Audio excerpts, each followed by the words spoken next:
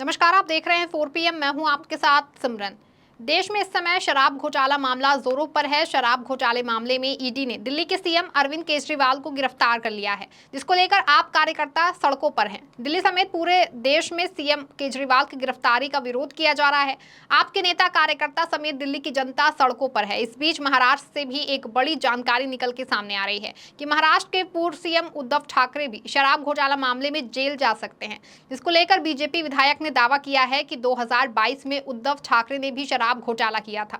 इसके चलते अब उन्हें भी जेल जाना पड़ सकता है। बता दें कि बीजेपी विधायक अतुल खलकर ने एक्स पर एक पोस्ट करते हुए कहा कि एक निवर्तमान मुख्यमंत्री भ्रष्टाचार की वजह से जेल जा सकता है। एक पूर्व मुख्यमंत्री जिसने परसेंटेज तय किया था वो भी जेल जा सकता है, जिसको लेकर के सांसद संजय राउत ने बीजेपी पर तीखा हमला बोलते हुए कहा कि आगामी चुनाव पार्टी के लिए बड़ी चुनौतियां हैं और उन्होंने टिप्पणी की थी कि व्यक्तियों को नुकसान पहुंचाने की भाजपा की रणनीति जारी रहेगी, जिससे कि देश में किसी के लिए भी सुरक्षा की कमी का पता चलता है, क्योंकि किसी की भी मनमानी गिरफ्तारी हो सकती है।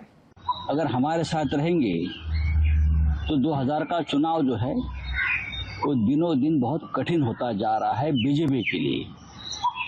तो उनको और उनके सभी साथियों को, हेमंत सोरेन जी को और भी नेताओं को इस प्रकार से उनका जो कार्यक्रम चल रहा है तकलीफ देने का, वो चलता रहेगा। आज कोई व्यक्ति सुरक्षित नहीं है इस देश में, किसी को भी अरेस्ट हो सकती है, कानून नहीं है, जंगल राज चल रहा है, जैसे रशिया में पुतिन का चल रहा है, चाइना में चल रहा है, यही पैटर्न यहाँ चल रहा है।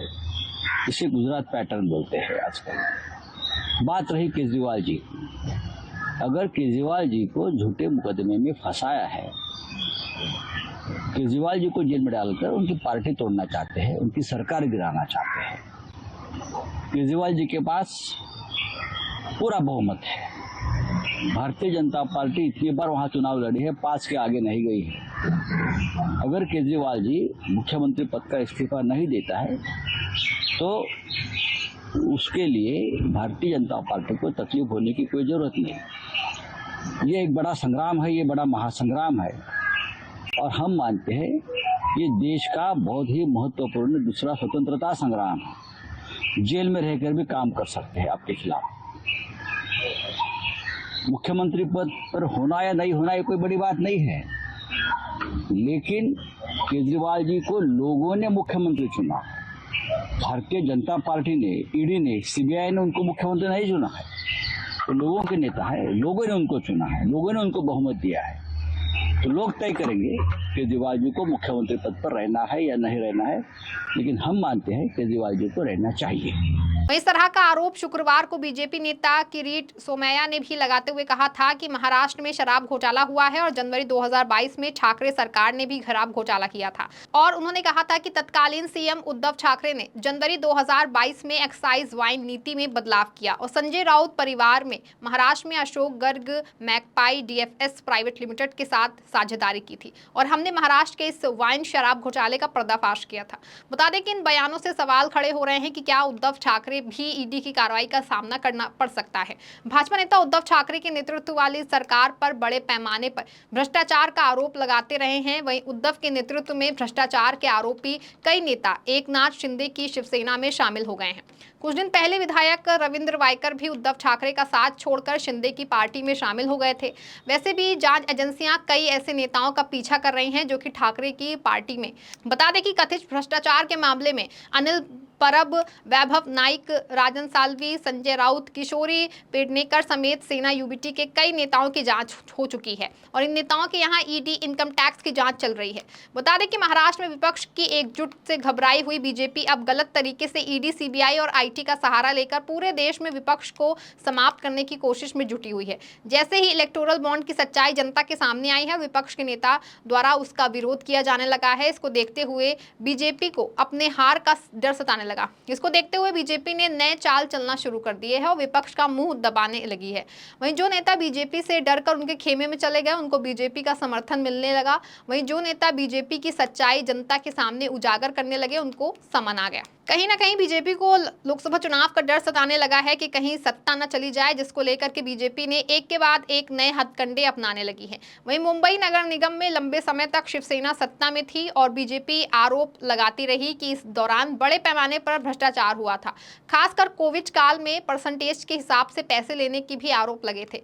एकनाथ शिंदे ने यह भी आरोप लगाया था कि उद्धव ठाकरे ने राज्य में साजिश, भ्रष्टाचार और कमीशन का एजेंडा लागू किया, जिसको लेकर मुंबई कांग्रेस अध्यक्ष वर्षा गायकवाड़ ने उद्धव ठाकरे का बचाव करते हुए कहा कि बीजेपी नेता तय कर रहे हैं कि किसे गिरफ्तार किया जाएगा। हमारा देश किस ओर जा रहा है, भारत के लोग इसे देख सकते हैं और वे इसके हिसाब से जनादेश देंगे। हसन मुशर्रफ, छगन भुजबल, अजित पवार जैसे नेता जिन पर आरोप लग रहे थे और उन्होंने बीजेपी के साथ गठबंधन कर लिया और अब वो चैन की नींद सो रहे हैं। बीजेपी एजेंसियों का इस्तेमाल कर रही है।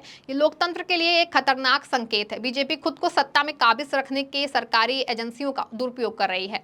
बता दें कि महाराष्ट्र में लोकसभा चुनाव में महाविकास अघाड़ी एनडीए को कड़ी टक्कर दे रही है, जिसको देखते हुए महाराष्ट्र की सियासत में कहा जा रहा है कि उद्धव ठाकरे की पार्टी के नेताओं की गिरफ्तारी के जरिए उन पर दबाव बनाने की कोशिश की जा रही है, जिससे कि एनडीए को वहां पर कोई दिक्कत का सामना ना करना पड़े। जिसको लेकर सवाल ये भी उठ रहा है कि क्या इनमें से किसी मामले में एजेंसी द्वारा उद्धव का कनेक्शन स्थापित किया जाएगा। बता दें कि महाराष्ट्र की वाइन नीति जनवरी 2022 में महाराष्ट्र राज्य सरकार ने जारी की थी, जिसमें 1000 वर्ग फुट से अधिक क्षेत्र वाले डिपार्टमेंट और वॉक इन स्टोर्स में वाइन की बिक्री की अनुमति दी गई थी, जिसको लेकर तत्कालीन मुख्यमंत्री कार्यालय के एक बयान जारी करते हुए कहा था कि शेल्फ इन शॉप पद्धति उन सुपरमार्केट और वॉक इन स्टोर्स में लागू होगी जिसका क्षेत्रफल 100 वर्ग मीटर या उससे अधिक है और जो महाराष्ट्र दुकानें और प्रतिष्ठान अधिनियम के तहत पंजीकृत हैं जो सुपरमार्केट वाइन बेचेंगे उन्हें वाइन बेचने के लिए 5000 का शुल्क देना होगा।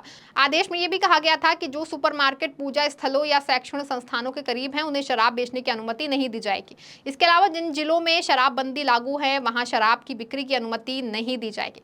बता दें कि राज्य में तत्कालीन मौजूदा नीति के अनुसार शराब की बोतलें केवल अनुमोदित शराब दुकानों में ही बेची जा सकती थी। फिर 2022 में नई नीति के तहत राज्य सरकार ने सभी प्रकार की शराब की बोतलें पर प्रति उत्पाद शुल्क के रूप में 10 रुपए वसूले। बता दें कि 2022 में पात्रा चाल मामले की जांच में प्रवर्तन निदेशालय ने संजय राउत के एक कथित सहयोगी सुजीत पाटकर के आवास पर तलाशी ली थी। सूत्रों के मुताबिक पाटकर एक शराब वितरण कंपनी में शिवसेना नेता संजय राउत की बेटियों के साथ अतिरिक्त निदेशक हैं।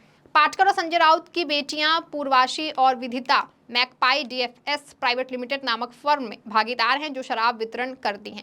इसको लेकर के बीजेपी नेता किरीट सोमैया ने आरोप लगाया कि कंपनी का मुख्य कारोबार बदलकर वाइन ट्रेडिंग कर दिया गया है। वहीं कंपनी के रजिस्टर में रिकॉर्ड से पता चला है कि पाटकर और संजय राउत की बेटियों को 16 अप्रैल 2021 को फर्म में अतिरिक्त निदेशक के रूप में नियुक्त किया गया था, जिसको देखते हुए ऐसा अनुमान लगाया जा रहा है कि यहाँ पर बीजेपी को डर लग रहा है कि इस बार इन राज्यों में बीजेपी का सुपड़ा साफ ना हो जाए। वहां पर विपक्ष को डराने दबाने के लिए नए पैंतरे चला रही है। बीजेपी के इस मंसूबों को देश की जनता समझ चुकी है और इसका परिणाम बीजेपी को आने वाले लोकसभा चुनाव में देखने को मिलेगा। बता दें कि किसी भी सरकार की तानाशाही लंबे समय तक नहीं चलती है और बीजेपी की तानाशाही बहुत चरम पर है। बीजेपी अपने वादों को छिपाने के लिए और जनता को मुद्दों से भटकाने के लिए नित नए प्रयोग कर रही है। चुनाव से पहले बीजेपी ने जनता से खूब वादे किए थे कि हमारी सरकार बनने के बाद हर साल 2 करोड़ युवाओं को रोजगार मिलेगा, सभी को सुरक्षा उपलब्ध होगी, सभी को फ्री में इलाज मिलेगा समेत तमाम वादे बीजेपी के द्वारा किए गए थे। लेकिन लगातार दूसरी बार सरकार बनने के बाद बीजेपी अपने सभी वादे भूल गई है और आम जनता महंगाई, बेरोजगारी समेत तमाम समस्याओं से जूझ रही है। हाई प्रोफाइल इलाकों में लूट जैसी घटनाएं आम हो गई हैं। सरकार के सभी वादे खोखले साबित हो गए हैं। बीजेपी अपने खोखले दावों को छुपाने के लिए अब सरकारी एजेंसियों का दुरुपयोग कर रही है। अब देखना यह होगा कि बीजेपी की तानाशाही अभी और कितने दिन चलेगी, ये तो आने वाला वक्त ही तय करेगा। फिलहाल खबर में बस इतना ही। तब तक के लिए आप देखते रहें 4 PM। धन्यवाद।